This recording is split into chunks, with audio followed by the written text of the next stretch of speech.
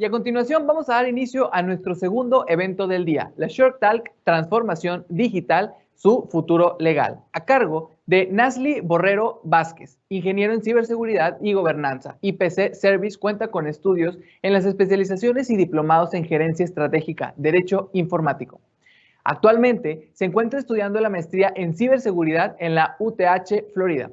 Cuenta con certificaciones internacionales en protección de datos personales, auditoría forense, ISO 27001, seguridad de la información e ISO 9001, control y calidad.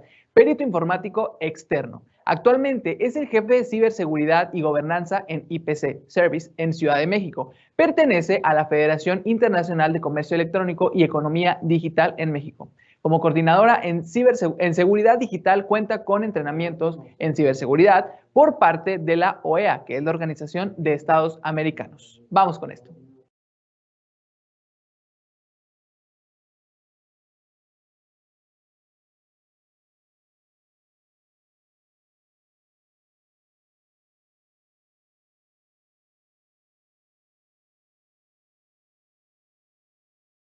Hola, muy buenos días. ¿Me escuchan?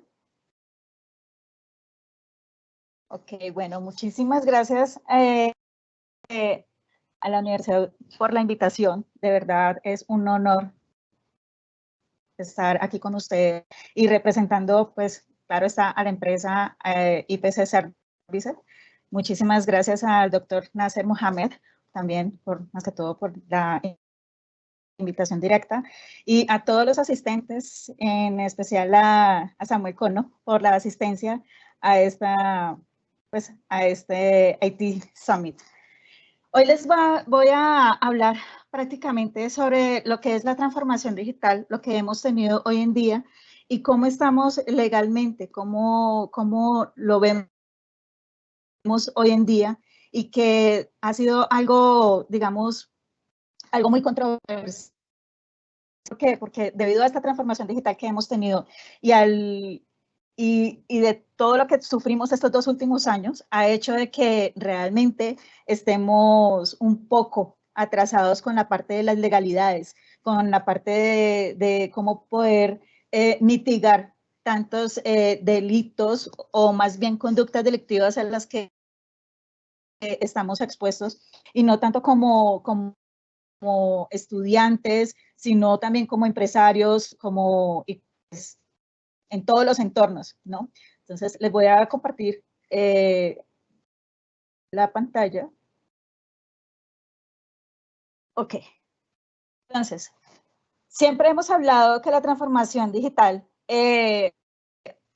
ha iniciado desde los años 80, y lo que se ha hablado de todo lo que es una revolución digital, donde ha transformado economías, sociedades, y que cada vez ha ido evolucionando a través del Internet, que ha sido una de las, digamos, de las plataformas que nos ha enseñado a evolucionar, nos ha dado ese pie a que tengamos una expansión entre las comunicaciones, ofreciendo mayor cobertura de comunicación, mayor transformación, velocidades y todo lo que podemos también encontrar a lo que se enfrenta una economía, ¿no? O sea, todo lo que ya se digitaliza, todos los modelos de producción e incorporación han hecho de que cada vez crezcan más sobre este tema. Y por ende también se ha hablado siempre de que esta transformación digital es un avance de todas las tecnologías a las que nosotros nos hemos venido enfrentando. Y estas, digamos, estas 2 últimas décadas ha sido de grandes transformaciones y que de ahí es que nace lo que es la famosa cuarta revolución industrial. Pero antes de entrar a este tema de la cuarta revolución industrial, según como les muestro en esta imagen, vamos a ver lo que es lo que hemos tenido de los avances tecnológicos, donde empezamos con el 1G, que inició desde 1980, que fue la transmisión de datos, era nula totalmente, que no había un impacto en las aplicaciones industriales a las que hoy estamos ya teniendo esta cobertura. Después, en 1991, crecimos con una 2G, donde teníamos unas velocidades hasta 40 kilobytes por segundo, donde solamente teníamos el manejo del teléfono y la mensajería, mensajes de texto, ¿no? Que lo podíamos hacer de máquinas de forma remota. Pero ya a partir del 2001, ya hablamos de la tercera generación, o 3G. Hablamos de que ya las comunicaciones ya son hasta 20 megabytes por segundo, donde hay un impacto totalmente en la industria. Ya tenemos un manejo no solamente y unas velocidades, ya no solamente en las comunicaciones telefónicas, los mensajes de texto, que pues, hasta el 2000 le podíamos hablar de lo que era el SMS, sino que ya tenemos mensajes de multimedia, y ya tenemos un acceso a lo que es el Internet, donde manejamos ya un monitoreos, ya tenemos acceso remoto a máquinas, pero ya de una forma mucho más ágil. Y también vamos a encontrar acondicionamientos de las aplicaciones, o sea, ya no están tan que solamente basadas en el sistema operativo, sino que ya vamos encontrando aplicaciones de terceros para este tipo de comunicaciones. Ya avanzando al cuarto G, a la tecnología 4G, que iniciamos más aproximadamente en el 2010, ya hablamos de gigabytes, ya no es solamente vamos a tener llamadas telefónicas, mensajerías por SMS, internet y la parte multimedial, sino que también ya empezamos a encontrar servicios telefónicos inteligentes, redes en entornos inalámbricos, ya vamos a manejar, tenemos indicios, ya más bien inicios de lo que es la mensajería instantánea. Ya empezamos a tener una conversación mucho más ágil en el entorno de las mensajerías instantáneas. Pero ya hoy en día, más bien desde el 2020, desde el inicio de la pandemia, ya hablamos de lo que es 5G.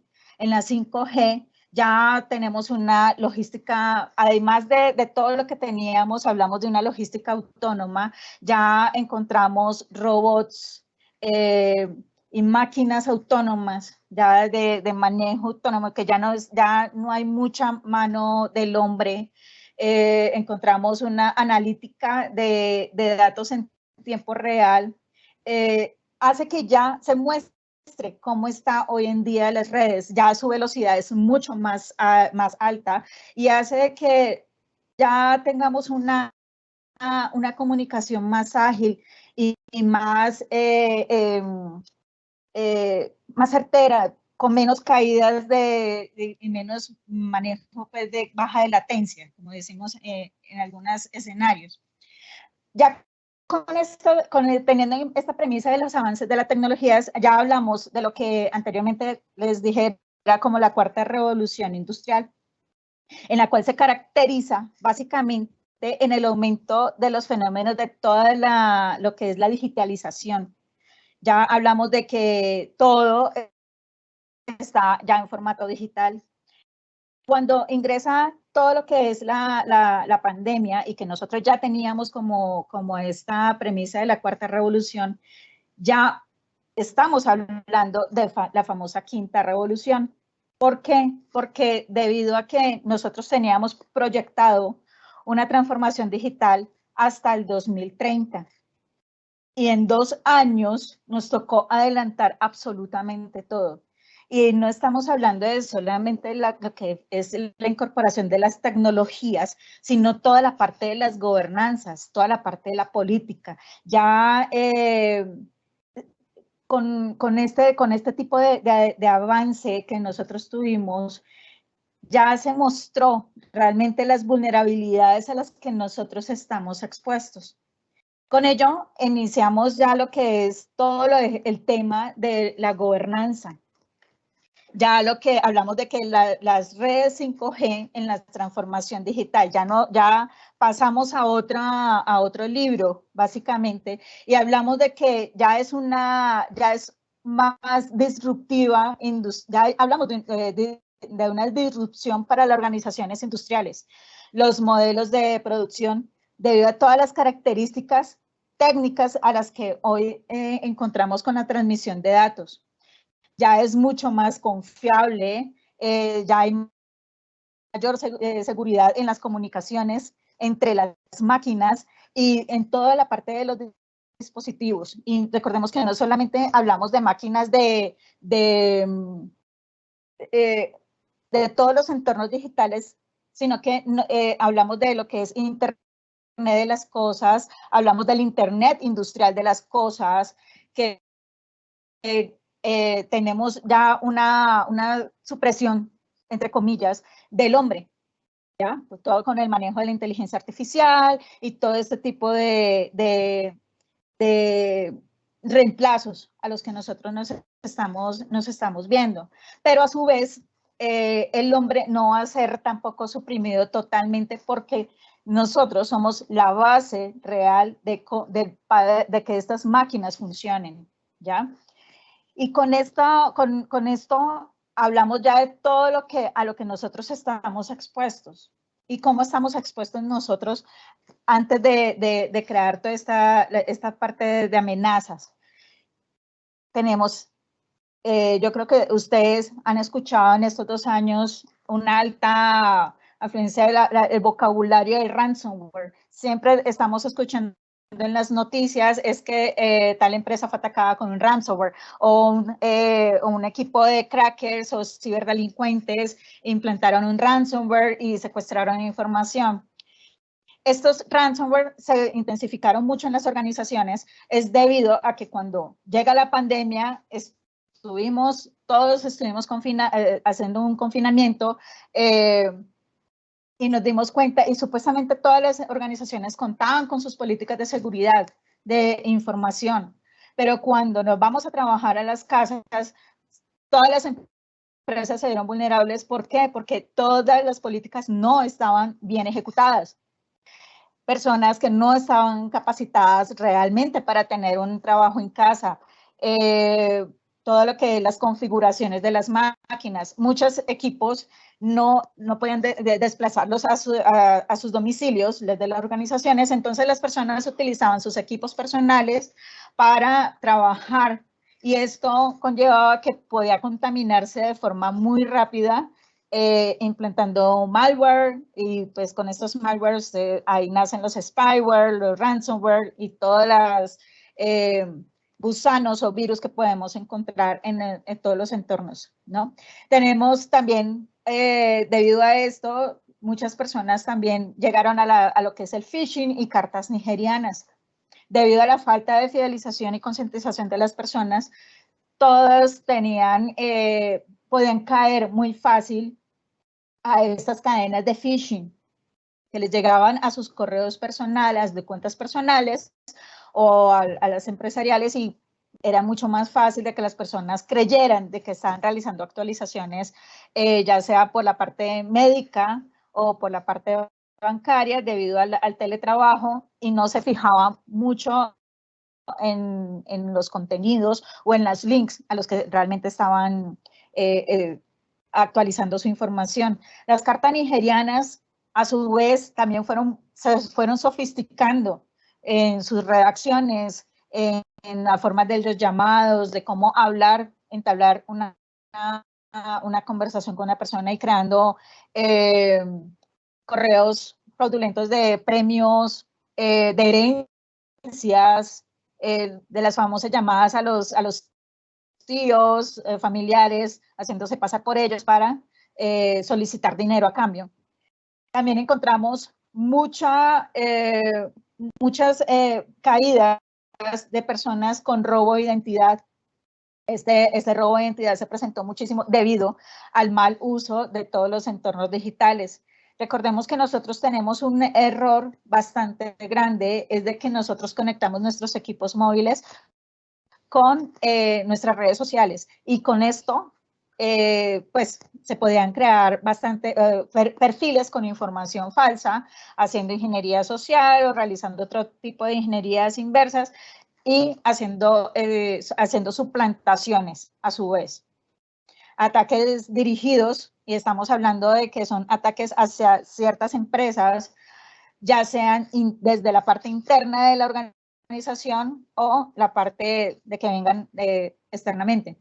También se evidenció mucho la violencia digital, el acceso no autorizado a sistemas informáticos, y a través de todo este tipo de amenazas a las que acabo de mencionarles, vuelve y se fortalece a lo que es la gobernanza, donde básicamente se muestra que la importancia de crear y de proteger los derechos humanos de las personas en los entornos digitales, ya sea desde asegurando las necesidades básicas de educación, salud, trabajo, y donde el Internet tiene un papel fundamental en todas estas tecnologías, debido a que mueve todo lo que son las actividades económicas, sociales y políticas. Entonces, al tener esto, hace que las organizaciones se vean obligadas a renovar de forma rápida, urgente, todo lo que son estas políticas de seguridad de la información o tratamiento de datos, para reducir todo este tipo de amenazas y poder mitigarlas, debido también a que hay muchas organizaciones, o más bien muchos países, no cuentan con leyes para poder mitigar este tipo de conductas delictivas. Podemos hablar que la gobernanza viene desde años atrás, ya de hace más de 2 décadas, donde hemos encontrado que se limita, o más bien sacan políticas, guías sobre acceso de Internet básico y computadores personales en las escuelas, donde hay una infraestructura básica para poder implementar estos equipos. También encontramos en el 2005, ya inicia lo que es el gobierno electrónico, donde hay unos servicios que se le presta al Estado, y donde empiezan a regular todo lo que es la privacidad de la información. En el 2010 tuvimos lo que son los planes de banda ancha, que ya con lo que hablamos hace un momento de todo lo que es el avance tecnológico, hace que ya podamos tener avances, ya los proveedores de servicio pueden ofrecer un servicio de banda ancha, donde hay fibra óptica, donde hay una gran inversión de parte de los países, y donde se busca mejorar toda la calidad de conectividad y que hace que haya una evolución rápida en los teléfonos inteligentes o smartphones, como también los conocemos. En el 2015 tuvimos ya lo que son las agendas digitales y el gobierno como plataforma, donde ya hay unos indicadores de digitalización, aplicaciones para los ciudadanos, o sea, ya hablamos de ciudadanos digitales y políticas de datos abiertos. Ya del 2015 a inicios del 2020, ya iniciamos una transformación exageradamente rápida. ¿Por qué? Porque ya con la llegada del COVID-19 hay una disrupción y exponencialidad de las necesidades digitales para el teletrabajo, para lo que es salud en casa, porque ya no podemos tener un desplazamiento a los hospitales, sino toda la parte telefónica, gobiernos electrónicos, necesidades de transformación, pero ya de habilidades. O sea, ya no es de las conexiones, de las conectividades. Obviamente no se deja atrás este tipo de avance, pero ya las capacidades humanas para poder manejar este tipo de tecnología y hacerlo desde sus hogares. Pero esta tecnología, como les dije, y toda esta transformación la teníamos, la teníamos para el 2030, o sea, hacerlas poco a poco. Y lo que ya se tuvo que acortar es que para el 2025 ya los planes nacional de desarrollo digital, donde están toda la cuarta revolución industrial, posibilitan una transformación transversal y ya se eliminan las asimetrías y se maximizan los impactos ya en lo que es toda la parte de la gobernanza, toda la parte de que ya las aplicaciones a la ciudadanía deben ser mucho más ágiles y deben generar una mayor confianza en su uso, ¿ya? Y para ello tenemos varias leyes normativas a las que nosotros hoy en día nos hemos basado y todos los gobiernos también se han basado para crear digamos, esta secuencia de leyes para mitigación. Tenemos las normas internacionales, como la familia 27001, que es todo lo que es el sistema de gestión de seguridad de la información. Son los controles a los que nosotros vamos a implementar dentro de nuestras organizaciones según las necesidades para que haya una buena práctica en la seguridad de la información a la que nosotros estamos brindando a nuestros clientes, a nuestros usuarios. Tenemos la norma 27701, que como ustedes pueden ver es del 2019, y esta lo que hace es la protección de los datos personales. Esta parte de la protección de datos personales sabemos muy bien que salió desde el 2006, 2010, más o menos, y lo que hizo el Reglamento General de Protección de Datos de la Unión Europea era crear esta guía de fortalecimiento de toda la protección de los datos personales y generando una mayor confianza y mayor seguridad para la transparencia y para la transferencia de información a la que pueden estar sujetas todas las personas. Tenemos también aquí, digamos allá, aquí de forma local, la Ley Federal de Protección de Datos Personales en posesión de los particulares, que es ya la ley a la que nosotros nos rigen la parte de protección de datos personales y que fue creada y teniendo como guía el Reglamento General de la Unión Europea y teniendo como ejemplo otros países que ya la venían implementando. Sabemos que esta ley de protección de datos personales aquí en México la tenemos desde el 2010, pero a su vez ha sido actualizada en el 2021. Y tenemos otros tipos de leyes, o más bien de convenios, que han servido de guías para la creación de leyes a nivel mundial, como el Convenio de Budapest, donde sirve de base a que todas las conductas delictivas o delitos en algunos países, como como es el manejo del material de abuso sexual en niños, niñas y adolescentes. Ya se tiene en cuenta lo que es también el acceso a uso de sistemas informáticos, implantación de malware, robos de identidad.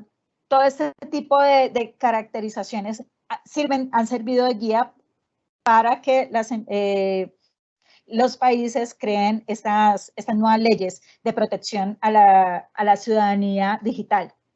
Tenemos también lo que es la Declaración de los Derechos Humanos en los entornos digitales, que fueron ratificados por la Organización de Naciones Unidas en el 2016, donde utilizan nuestros derechos humanos, a las que todos conocemos hoy en día, pero se actualizan y se forman como derechos humanos digitales, que hacen de que las personas puedan valer sus propios derechos, como derecho a la intimidad, derecho a la protección de la información, derecho a la privacidad, tenemos el derecho al olvido, la libertad de expresión, entre otros. Y tenemos otros tipos de convenios, estos convenios como el de Taiyín. El de Taiyín básicamente se basa en todo lo que es el tema relacionado al ciberespacio, todo lo que son las políticas del manejo de los ataques cibernéticos a nivel mundial. Aquí también se toca lo que es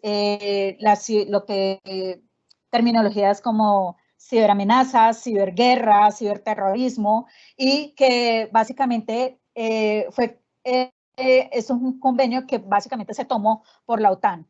Entonces, perdón, si ustedes observan, tenemos varios tipos de gobernanza, tenemos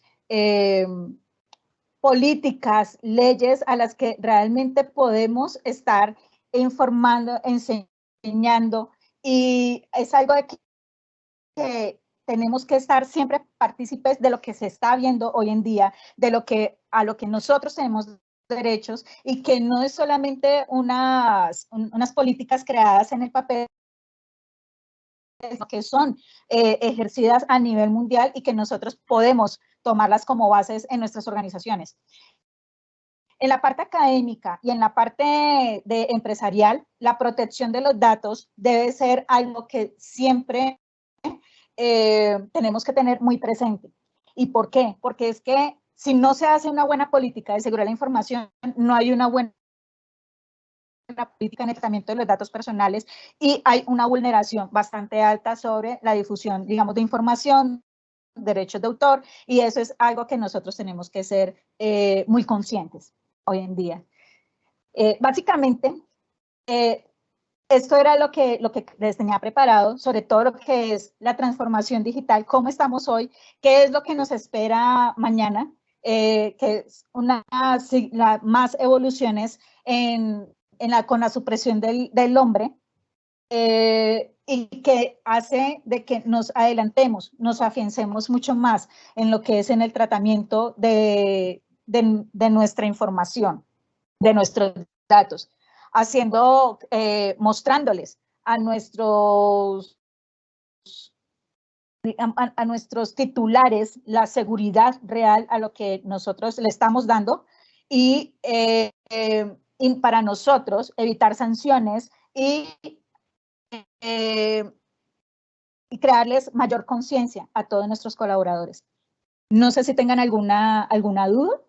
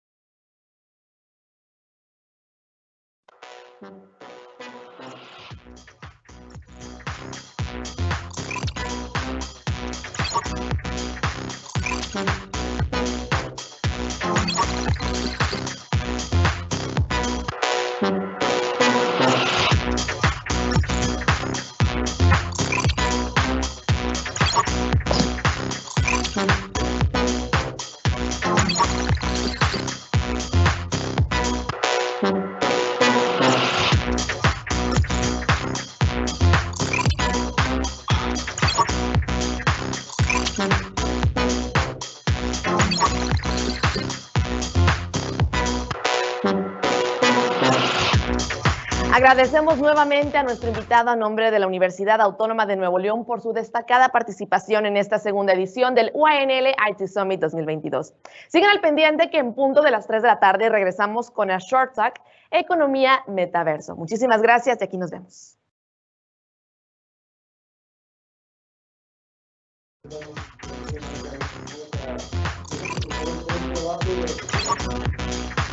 O sea, el grabado no lo van a usar. No, o sea, ya no tuvo sentido. Ok.